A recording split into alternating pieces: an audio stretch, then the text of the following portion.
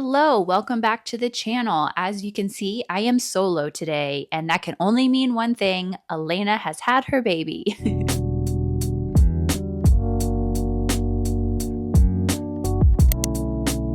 She and baby are both doing great, but I have very graciously given her a bit of a maternity leave, so it's just me today. Today, we are going to be going through a bit of a summer TBR, and I know that that might seem early, but we are here in North Carolina and the weather has started to really ramp up. We've been having some like 80, 85-degree days. It's safe to say that all of us are very much ready for summer vacation. So this year I wanted to tackle my summer reading a little bit differently in the form of very specific TBR. So today I have 10 books for you, all specifically picked out for different circumstances that happen in my summer, whether it be laying by the pool, going to the beach, or literally just enjoying a nice glass of wine in the evening. I have a specific book for every single instance in this summer. And I'm hoping that by doing this, it kind of helps with the guesswork of trying to figure out what I'm in the mood for. I've put some time and energy into figuring out like which books seem to fit these certain moods. So hopefully when the certain circumstance arises in the summer, I know exactly what I want to pick up to read. The books on this list are mostly romances and a couple of fantasy novels in there. That's basically what I like to read anyway, but I do tend to ramp up the romance reading a little bit during the summer. A book that you will not see on this list is A Great Big Beautiful Life by Emily Henry. That comes out, I think, next week. And it's safe to say I'm not going to be able to wait until like June, July, August to read that. So that's definitely on my list, but it will be long gone before summer arrives. So let's just jump right in. I'm going to start with what I plan to read at like end of May, Memorial Day here in the US, beginning of June. As you might know, Elena and I often go to the beach a lot in the summer. So let's start this list off with 2 books that I plan to read literally while laying in a chair on the beach watching the waves. The first of which is Summer Romance by Annabel Monaghan. I really wanted to pick just classic beach reads for the beach. Nothing hits like a beach read while you're literally at the ocean. And this one just seems to be a perfect mix. I've read Nora Goes Off Script by this author, and it was not my favorite, but the one thing that I really, really like about this author is that she tends to have main characters who are 30, 40 somethings, usually with kids, just a little bit older than the typical like 20 something protagonist. And personally, that just hits a little bit closer to home and it's very, very refreshing to read about. Our main character in this book, Ali, embarks on a summer romance with Ethan. She is a newly single mom, and the book is said to explore basically all of the emotions that you will feel in this season of your life: self-discovery, self-identity after having kids, motherhood, marriage and divorce, relationships, grief, pretty much that whole package deal. I mean, this seems like the perfect way to mix like a summer romance with maybe like deeper themes. So I'm really, really excited about this one. The second of my 2 beach reads is gotta be an Elin Hilderbrand novel. I polled all of my friends because I actually have a ton of friends who are huge Elin Hilderbrand fans. And I've had such a hard time. I've had like decision paralysis about which one of her books to pick up. I have read Hotel Nantucket. I'm pretty sure I read it last summer. And it is like the perfect summer book. And the Nantucket setting, I love. I absolutely like, I want to go up there or Cape Cod somewhere. Especially because I'm like only used to summer in the South. I would really like to experience a New England summer, but it still wasn't like my favorite book. The vibes were there, but I kind of felt like the plot was not my favorite. But the consensus seemed to be the perfect couple. which I think is actually the perfect beach read book for me because this is essentially a beach read wrapped in a murder mystery. And what better way for me to sprinkle in a little bit more genre variation into my reading? I don't read a lot of mystery books, but this one seems like one I could get on board with. It revolves around a very rich family who has gathered on Nantucket for a wedding, and right before the ceremony is scheduled to begin, a body washes up on the beach, and everybody in the wedding party becomes a suspect. It seems like the perfect whodunit situation on Nantucket. So I think that this will be a really good one to read on the beach. If you guys have read any Elin Hilderbrand novels and think that I should try a different one, please let me know. The other ones that I was seriously considering for this list are 28 Summers and The 5-Star Weekend. So if you think either one of those should be on this list as well, let me know. Okay, so we have our two beachy type reads all squared away, but it's time to switch gears a little bit. Let's move me back where I live, which is not the beach. And I want to picture the perfect summer night. There are fireflies, there are cicadas and frogs, and whatever else it is that you hear on summer nights. I genuinely don't understand are they bugs? Are they frogs? Regardless, whatever that beautiful summer evening sound is, picture that I am out there on the back porch enjoying a nice glass of wine, and I need a good book to just sink into as the sun goes down at like 9:30 at night. What am I picking up? And my answer is Promise Me Sunshine by Cara Bastone. I absolutely loved Cara Bastone's other novel, Ready or Not. I listened to it on audio, and I'm really excited about this new release of hers. This is a slow burn romance. I've heard that the romance is an incredibly slow burn, which we love. And the main character, Lenny, is going through a bit of a hard time. She's grieving the death of her best friend, who very recently lost her battle with cancer. And Lenny's life is turned upside down when she meets this grumpy stranger who helps her sort of navigate her grief and shows her how she can open up her heart again. I've heard that this one is incredibly emotional, but that Cara Bastone does a really good job of breaking up the heaviness with a lot of humor, which is like perfect for me. And I just feel like this would go down really well. You just want to like enjoy a book, but also appreciate life and the things that you have. I don't know. I just think that this would be the perfect thing for a summer night. Moving through the month of June, this is very specific to me, but this is my summer TBR, so that's allowed. I have a trip planned to London about midway through June for a wedding, and I think I have found the perfect book for my little international trip. And that is one that actually you guys recommended to me. It is The Ornithologist's Field Guide to Love. I couldn't believe that I'd never heard of this before.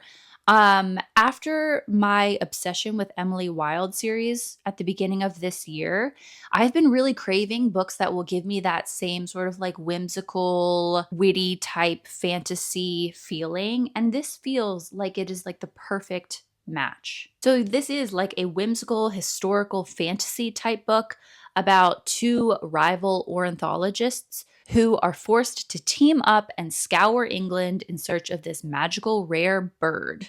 Goodreads describes this book as Indiana Jones, but with manners, tea, and helicopter parasols. Literally, like, this is so perfect for my trip.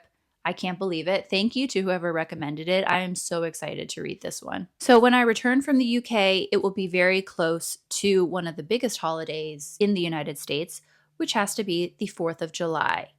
I will still probably be on a bit of a high from my trip to the UK. So the perfect book for 4th of July weekend is going to be Red, White, and Royal Blue by Casey McQuiston. I have been wanting to read this book for so long.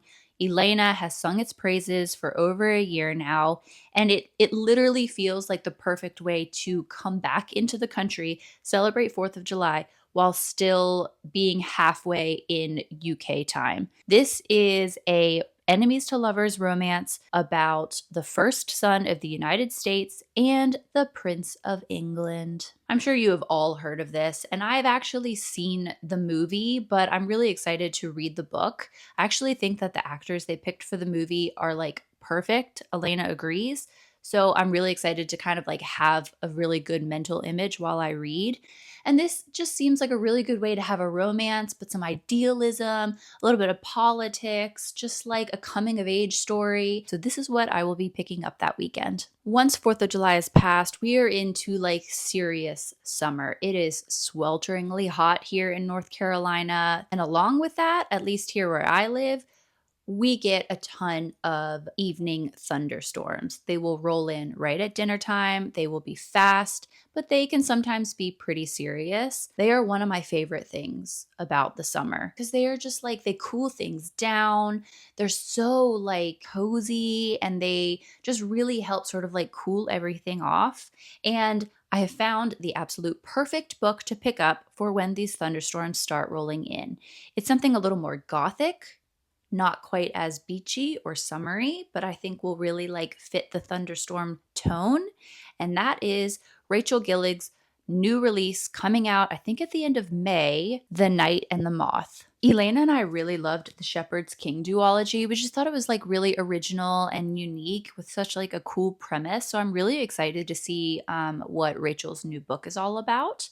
It has a very interesting synopsis. The story centers around Sybil, who is a prophetess. I don't know if I'm saying that right, but a prophetess who lives in a cathedral and basically receives dreams of the future from their gods. People from all over the kingdom come to the cathedral to be told snippets of their future.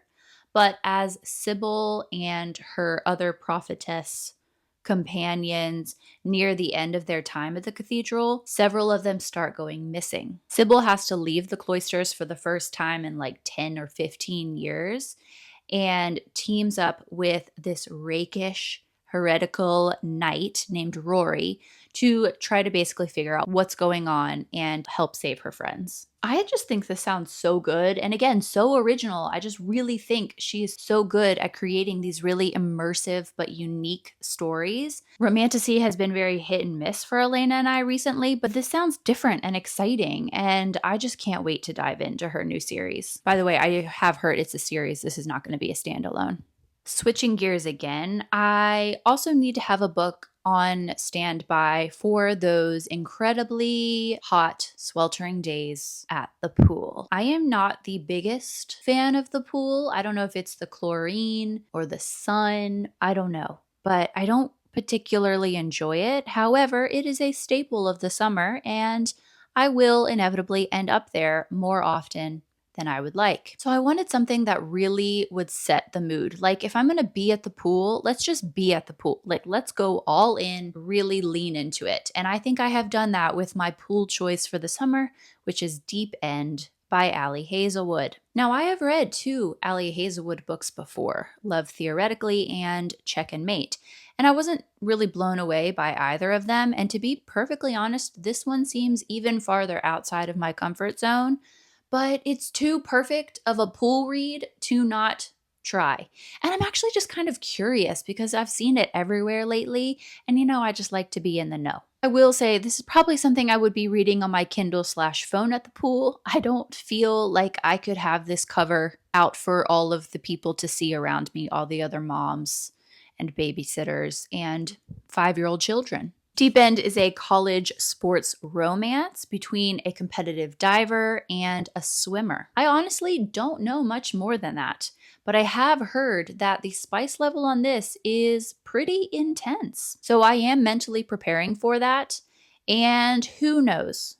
Maybe I will actually really like it, or at least it will help pass the time while at the pool. Okay, in our fictional TBR timeline right now, we are somewhere end of July, beginning of August.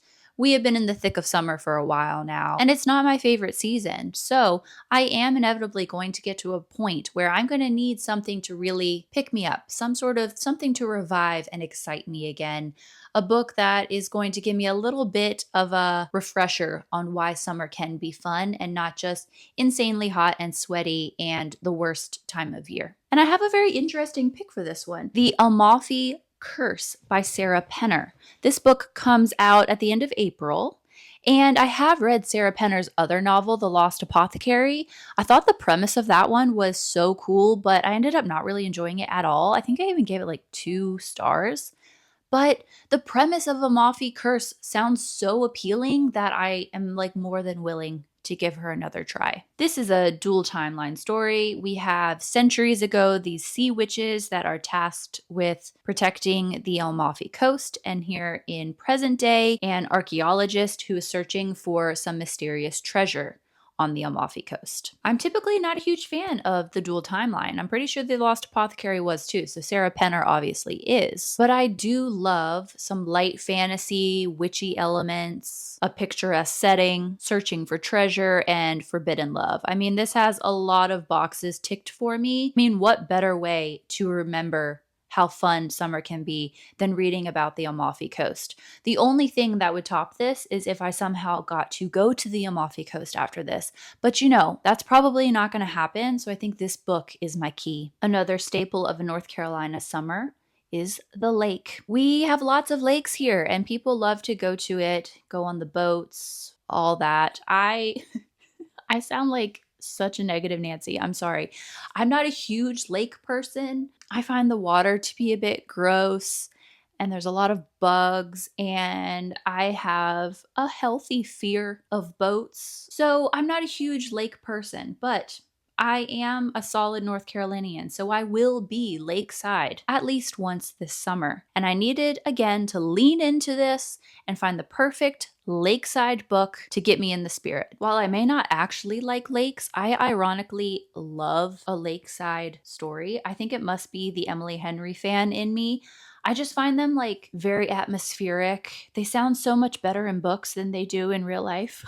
So the book that I chose for my lakeside trips is Catch and Keep by Erin Hahn. I came across this one randomly, and I first of all really thought the cover was cute, but second, I just loved that it's a lakeside setting. The main character, Marin, moves back to her hometown, which is this small lakeside town, after having been forced to make some really big life decisions, and she decides to fix up her dad's bait shop. I just thought this was so cool. I've never read anything like that before. She reconnects with her brother's best friend, always an A+ in my book, and he also happens to be a single dad. I'm really hoping it does give Emily Henry vibes, but either way, it just looks really cute, so let's give it a try. And my last TBR pick for summer is not really a summer book at all. This is the book that I will be picking up probably midway through August, when summer is officially over for me, but for nobody else.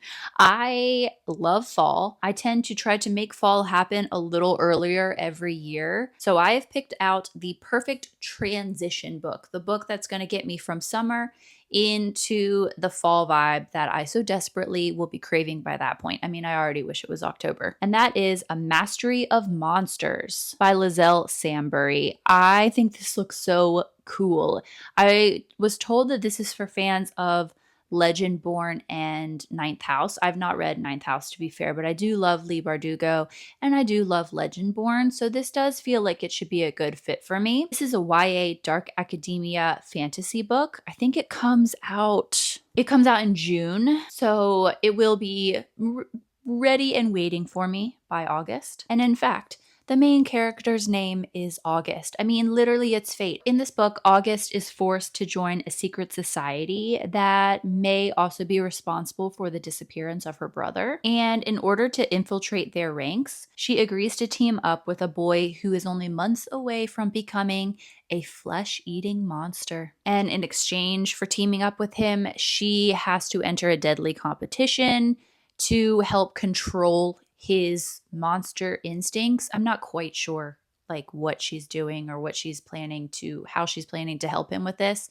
but deadly competition. There's nothing really summer about this book, to be fair, but that doesn't mean that I can't have it on this TBR. I think it will be the perfect book to tee me up for a fall season of reading, and I am actually really, really excited about this one. Elena loved A Deadly Education, and I actually tried to start reading it a couple weeks ago and really couldn't get into it and was a little devastated. I'm not like saying that I won't read it, but it certainly wasn't as appealing as I thought it would be.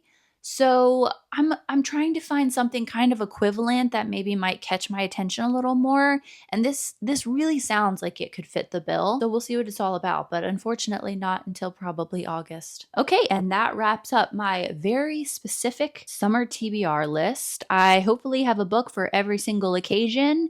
And if you can think of any specific circumstances of the summer months that I am forgetting, please do let me know in the comments. I do not want to go into these months without a plan. I want to make sure that I make the most of them, and I feel like having the right book for every occasion is a good way to help ensure that. Please like this video, give it a thumbs up, and subscribe if you are new.